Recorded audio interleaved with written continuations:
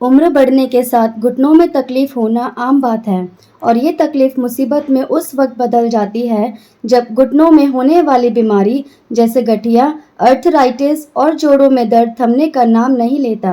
तब knee replacement surgery करवानी पड़ती है। नी रिप्लेसमेंट होने के बाद आप अपने पैरों को पहले से बेहतर तरीके से मूव कर पाएंगे और दर्द भी कम होगा। और इसकी आगे की जानकारी देंगे doctor Ishwar Bohra. Hello and welcome everyone. Welcome to our channel Delhi 32. This is me, your friend Sunaina, and today we have Dr. Ishwar Bohra from BLK Max Hospital. He is a surgeon of knee replacement, joint replacement, and partial knee replacement. So, sir, welcome to our channel. Firstly, tell us something about yourself.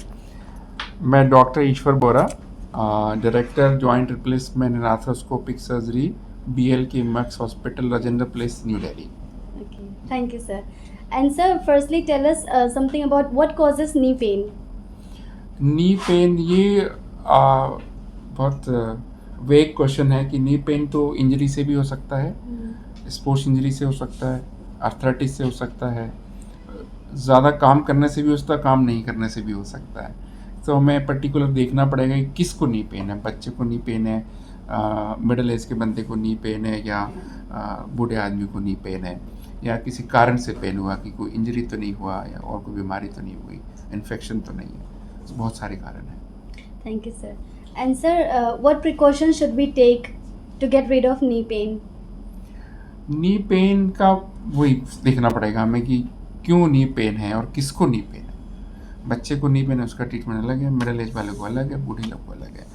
तो हम लोग generally जो आप knee pain देख रहे हो समाज में, सोसाइटी में, वो जनरली हमारे माँ बाप की एज के या हमारे ग्रैंड पेरेंट की एज के लोगों को देख रहे हो। जो मैं समझ पा रहा हूँ कि आप कौन सा नी पेन मुझे पूछना चाह रहे हो, वो मेनली आर्थराइटिस, ऑस्टियो आर्थराइटिस बोलते हैं उसको।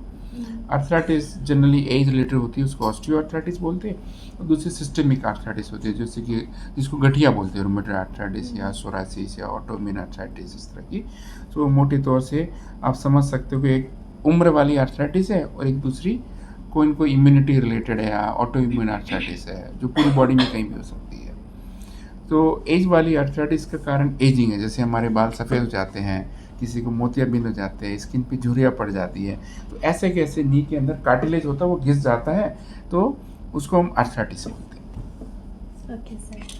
And sir, my last question will be, how many years of experience do you have as a surgeon? मेरे को अभी 23 ईयर्स हो गए हैं इस फील्ड में, ऑर्थोपेडिक्स में काम करते हुए। और वैसे मेरे को मोर देन 27 ईयर का एक्सपीरियंस है। And how do you promote a patient's care?